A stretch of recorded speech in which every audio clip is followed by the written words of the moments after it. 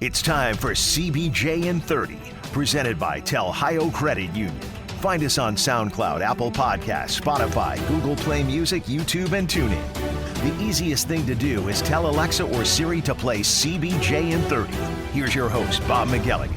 An absolutely huge win for the Blue Jackets last night in Arizona. They get their three-game road trip started off with the 3-2 win over the Arizona Coyotes. Welcome to CBJ in 30, presented by Telhio Credit Union. I'm Bob McElligott.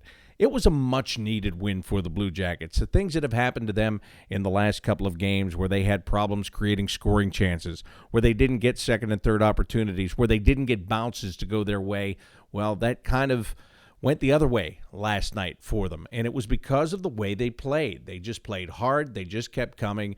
They just kept creating opportunities for themselves, and they got a great performance out of their goaltender, Jonas Korpisalo. You'll hear from him coming up here in just a couple of minutes. They also got a power play goal from Emil Bem Sturm, and that's huge on two fronts. Number one, it's a power play goal. Number two, Emil Bem Sturm gets his first NHL goal. So you put all of those things together, and it was enough for the Blue Jackets to get the victory last night. So you're going to hear from those two guys. Then you're going to hear from Blue Jackets general manager Jarmo Kekalainen on many Blue Jackets subjects, including Elvis Merzlikins going down to Cleveland, where he is going to play games for the Monsters as he continues to adapt to hockey in North America. But right now I want to tell you about Telhio Credit Union and about all the services that they have, whether it's a personal checking account, whether it's a personal savings account, whether it's a personal loan that you're looking for. You can do all of those things, but maybe you need those things for your business as well.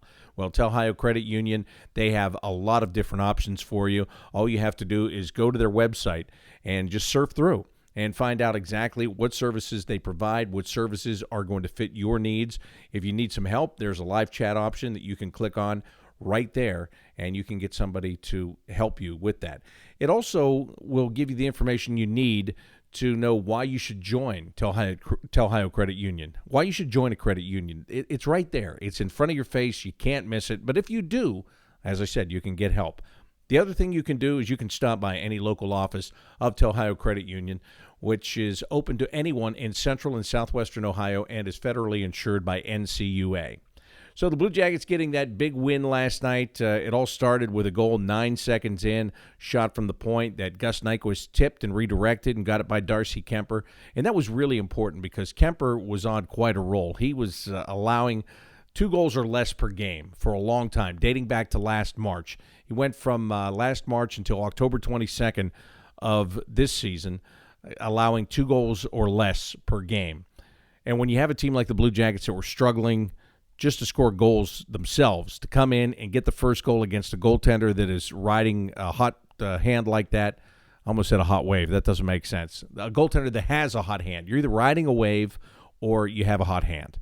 And I tried to combine them, and it didn't work. Unless you're grabbing something out of the oven and you forget to grab an oven mitt, that's when you really have a hot hand. But anyway, you know what I'm saying. You know what I'm trying to say. I'm not saying it right at all, but you know what I'm trying to say. A goaltender like that's been playing as well as he has, and you have trouble scoring, and to get the first goal 9 seconds in, I thought was absolutely huge. Unfortunately, later on in that first period, the Coyotes are able to get that goal back.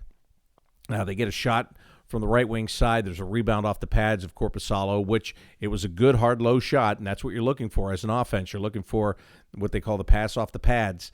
And that's what they got. Carl Soderberg was standing in perfect position as everybody had migrated to one side of the ice. The other side was open. Soderberg was there, and he's able to put the puck into an empty net, and it was a 1-1 game. Then in the second period, the Blue Jackets are doing a great job of holding the Coyotes to no shots. All of a sudden, they come up on the rush. Jacob Chychrun, the defenseman, jumps into the play, and he puts a wrist shot by Korpisalo to make it a 2-1 game. But then the Blue Jackets get the goal on the power play. Emil Bem Sturm, 15 games into his NHL career, and he's looking for that first goal. The guy's a shooter, and he's a power play guy. That's all we've heard for the longest time about Emil Bem Sturm. And in the preseason, very first game, very first power play, the power play barely even started, and he shot the puck into the net. And it looked like, oh, this is what we're going to see all season, but then we haven't seen it. And then we saw Bem Sturm on the power play to start the year. Then we saw him taken off the power play. Now we see him on the power play again. But what was most impressive about his goal is he comes in, he takes a shot, Kemper makes the save, and the rebound comes off him. And Bem Sturm is actually down below the goal line. When he takes the puck, he shoots it back at the goalie, puts it off Kemper's shoulder, and he gets the ricochet into the net for the first goal of his career and for the goal that ties the game. Absolutely terrific break for that young man. Much needed for him, much needed for the Blue Jackets, and he was ecstatic about it after the game. You had talked to earlier this week just about how you were kind of wondering when that first one was going to come for you. When like, how good did that feel just to see that going in there? I mean, I've been waiting for this for 15 games, so it's been frustrated, but no, I did it, so I'm happy about that. Did it feel? I mean, afterward, that third period, did you feel even looser, playing out there? Yeah, for sure. I mean, I felt like I want to do some more plays, just want to have the puck more. Did you imagine the first one would be like that, from below the goal line, off the goalie and into the net? I don't really care how it went, but no. How big was that for you guys, just to get that power play goal, get back to it, even score in the game after you'd worked so hard? I mean, that's a game changer, 2-2, and then Bjorky did a game-winning goal there, and great start on the road. How much confidence have you gotten in this last week, just getting back on the power play? I mean, it's, as I told somebody else before, it's mean a lot because I played there last year, the whole season, and it went well, and hopefully I'm going to do it this season too. After Bem Sturm's goal, the Blue Jackets get another break in the third period when they bring the puck into the Arizona end. Pierre-Luc Dubois is trying to make a pass to Zach Werenski. One of the Coyotes tips the puck. Another one is standing there with a chance to sweep it out of the zone, but as he moves his stick forward, the puck bounces right over top of it, and it lands on end right by Oliver Bjorkstrand. And Bjorkstrand wasted no time in hammering that puck on the short side of Darcy Kemper on the blocker pad side, and he puts it in the net, and the Blue Jackets have a 3-2 lead.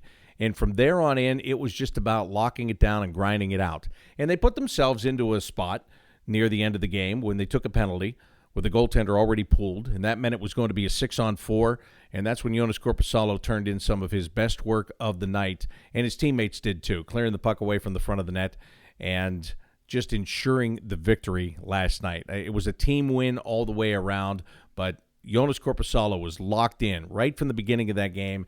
He looked really good, and I had a chance to catch up with him afterwards and talk about his performance. Joonas, very heavy workload for you tonight, very busy down there, but it looked like you enjoyed yourself and you were just kind of feeding off all the action you were getting. Is that how you felt?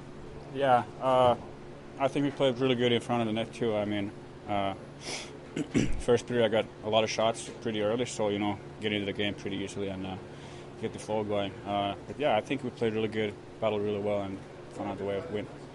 When you give up a rebound and those guys are there to scoop it away from the front of the net, I'm sure it's a relief in one way, but it looks like you're starting to get confidence. I think they're starting to read off you a little bit more and kind of know what to expect. Is that fair to say?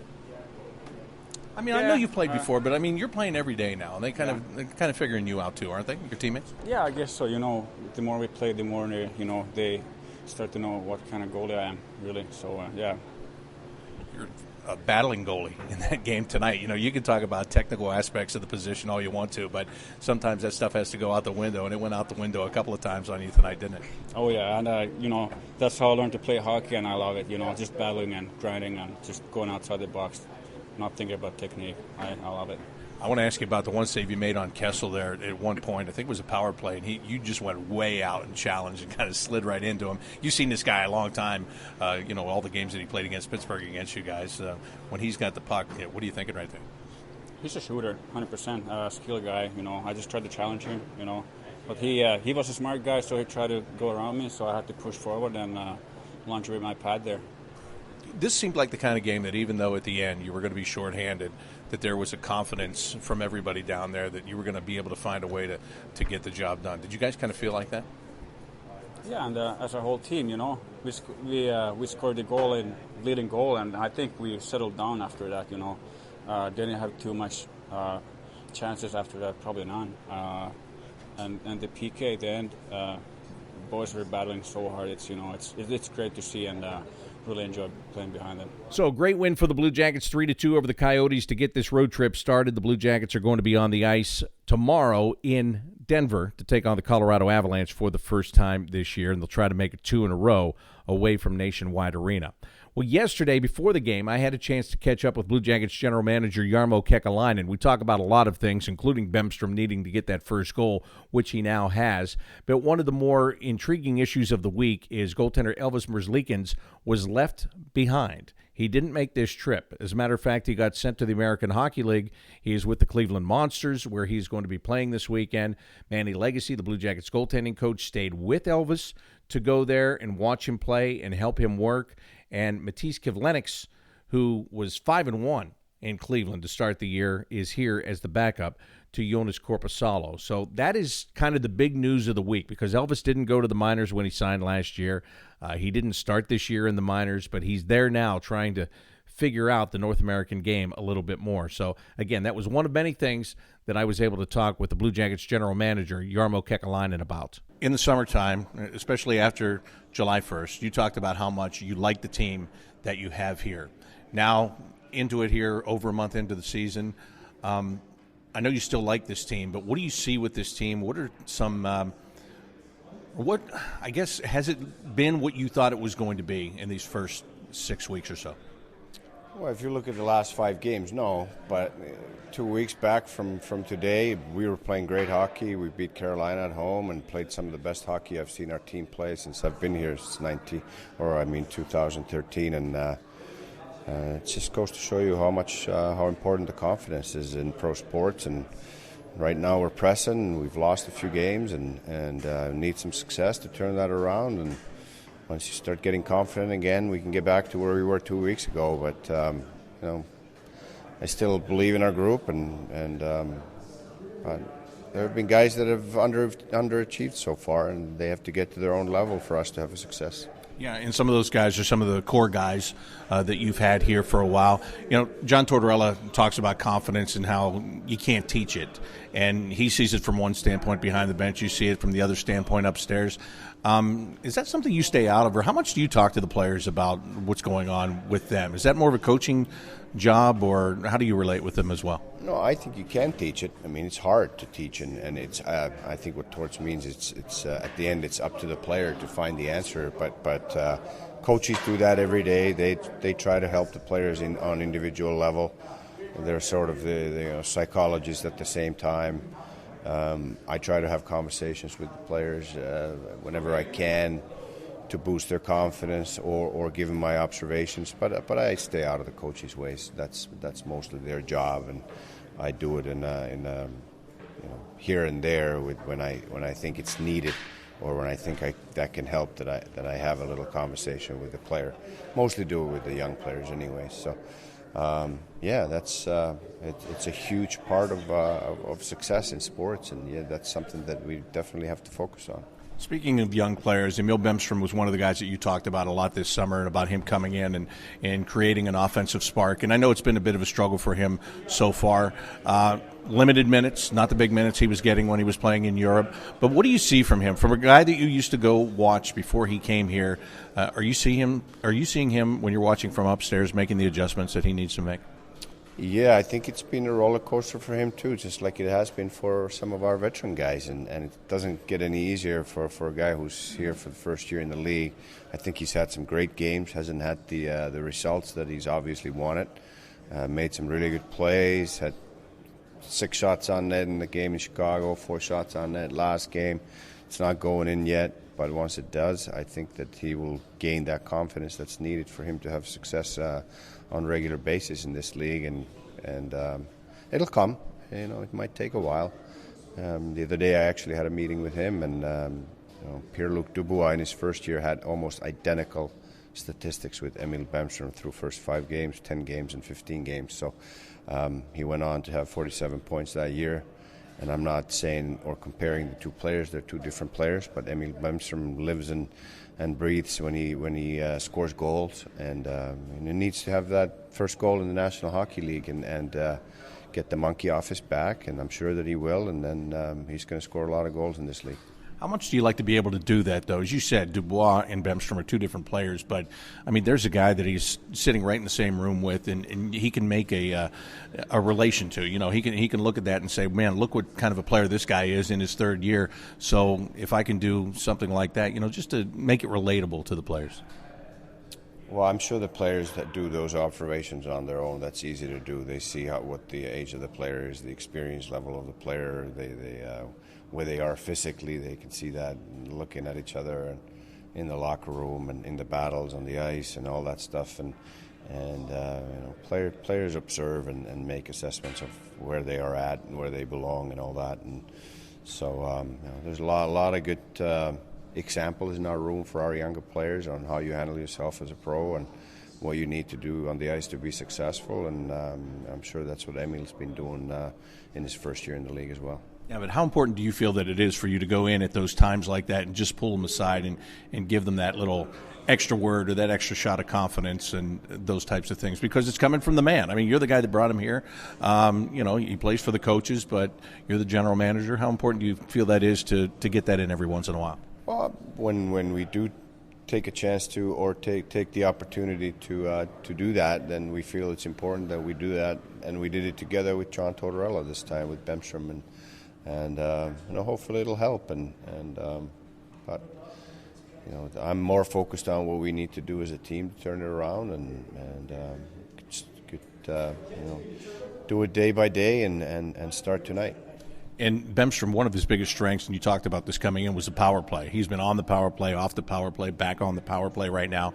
But the power play as a whole, and again, you watch the game from a different perspective. You're upstairs, you're watching it, not from the bench level there. Or how frustrated have you been with the fact that this team hasn't been able to utilize that power play to help itself more times than not?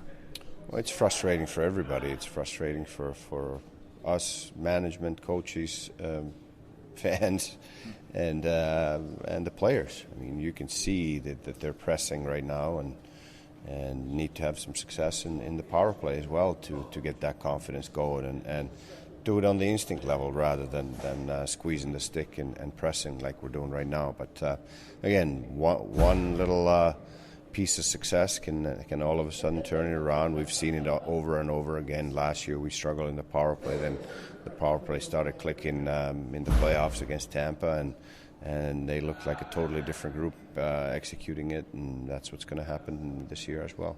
And one thing about last year, actually the last couple of years, really good in the penalty kill too, and they're struggling in that department right now a little bit with the shorthanded goals. But is all of this stuff that we're talking about all going hand in hand, just coming back to needing some positives to happen just to turn it around mentally? Yeah, and again, 2 weeks ago we looked like a real confident group that came back from 3-1 deficit against Carolina. That's only 15 days ago. And so we're the same team still. We just need to play the same way with the same type of confidence, and I'm confident that that'll happen. Talking with General Manager Jarmo Kekalainen, you made a decision this week with your goaltending, and Elvis Merzlikins has gone down to Cleveland to play some games. How long have you been thinking about that, and how did that all come about? Was you brought him in, I guess, and told him that you were going to send him there to get a chance to play some games, and what was that whole conversation like for you? There's nothing more to it, and it's much better for him and his development to play games than sit at the end of the bench. We probably should have done it earlier, but you know, we weren't sure how they were going to divide the workload amongst the two goalies.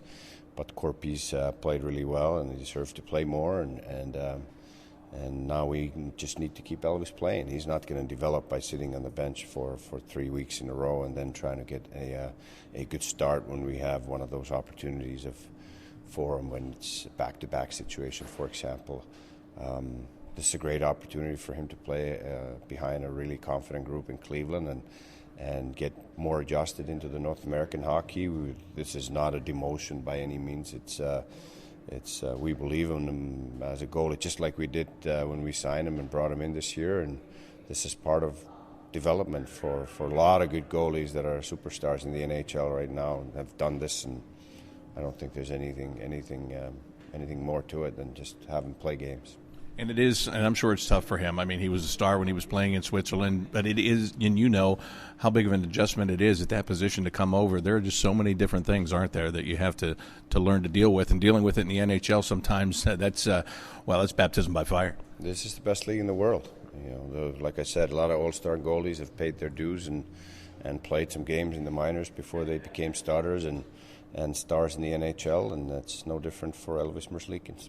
And you know, obviously, the European leagues very well, and I don't. So if you talk about Elvis and maybe his timing on his moving and stuff like that, does that have to do with the fact that, every player in this league is one of the best players in the world, or they wouldn't be in this league? So maybe sometimes the quickness of the game is one of the bigger adjustments.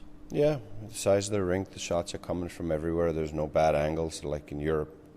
Players don't try to shoot from the boards because it's too far away from the goal, and there's no good angle there. So here, pucks are coming quickly off the boards, and players are shooting right away, and the shooters are the best in the world. That's why it's the best league in the world. So it's no different for any player. There's always an adjustment period. I think goaltending is probably the hardest position as far as adjustment goes from European leagues to the NHL, and that's what he's going through right now.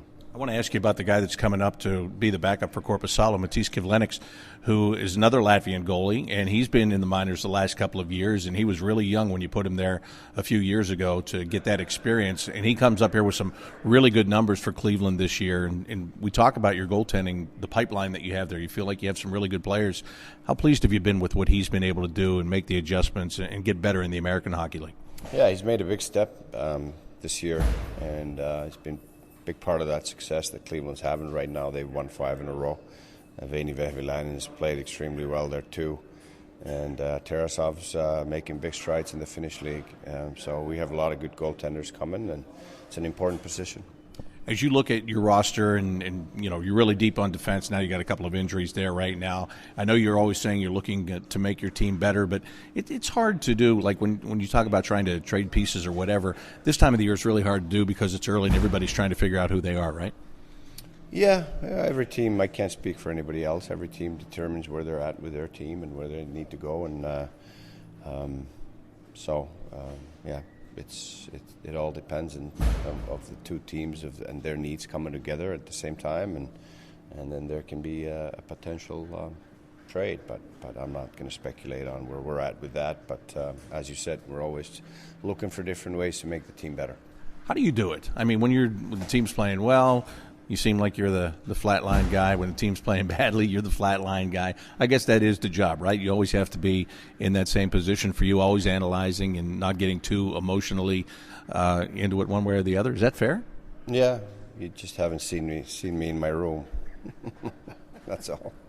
What about, is it tough sometimes to separate? And I know you've done this for a while, but is it tough to separate home and work, like when you go home to your daughters, and especially in a stretch where maybe things aren't going so well here? How do you make that separation? Well, if I don't, my wife tells me, and that's the way it should be too. I should never bring especially the bad emotions from work to home, but I get reminded quickly if I do. Yeah, and being a dad with young girls too, and having your job, your phone can ring at any time of the day. Is it nice when you get that downtime that you kind of put aside for yourself in the summer, where you're able to enjoy your family? Because during the season you might be enjoying something and it might change with one phone call. Yeah, I do. I mean, there's never really a moment, even in the summertime, where I can put my phone away and not answer or take a look at it regularly. But everybody needs a certain time to recharge their batteries. Mine is usually in July at the lake in Finland, and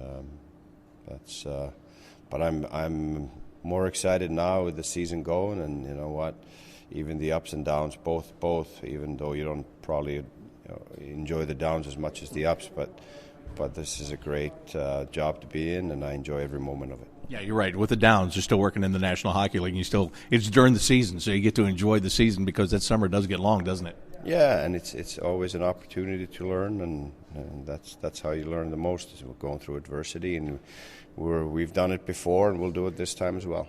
I also wanted to ask you one more thing when it comes to your daughter, you do a lot of fundraising stuff. You do a lot of charitable events, and I saw a tweet earlier this week where somebody had tweeted out about having type 1 diabetes, and you got right on Twitter to support this person and put that out there right away. How important is that cause for you? It's extremely important. Our family's dealing with it. My younger or older daughter, Emilia, she has had type 1 diabetes for 9 years or 10 years in April next year, and it's affecting not only her life but the whole family's life. But we're dealing with it. She's dealing with it great. She'll be 15 in December, and it's a disease that hopefully we can find a cure for. Sooner rather than later, but it's things could always be worse, and if you take really good care of yourself and you're disciplined, you can live close to a normal life. But for my wife, it's a lot tougher for me because I'm on the road, and she has to have some long nights sometimes, making sure that the blood sugar is leveled, and so she doesn't go to bed until it is, and sometimes 3 in the morning, and then she's up taking the girls to school. So.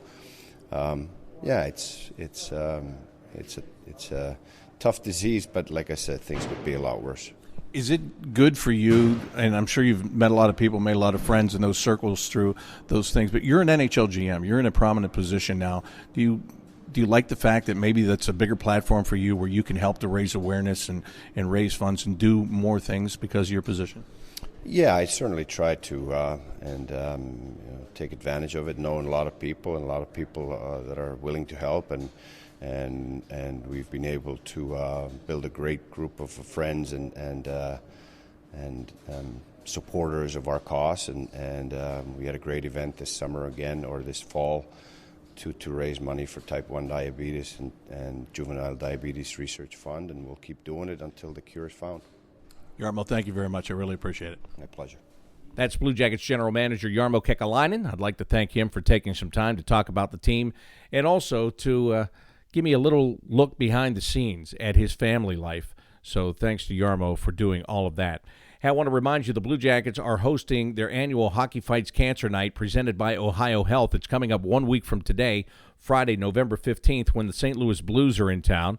Make sure you come out and join us at the game, and you can be part of a very special in-arena light show that recognizes and honors pediatric cancer heroes, survivors, and those who are currently battling cancer. If you want to find out more about this, just go to bluejackets.com/HFC to find out more about Hockey Fights Cancer. Again, the Blue Jackets take on the Colorado Avalanche tomorrow night at 9 o'clock. That's going to do it for today's edition of CBJ in 30, presented by Ohio Credit Union. Until tomorrow, I'm Bob McElligott saying so long.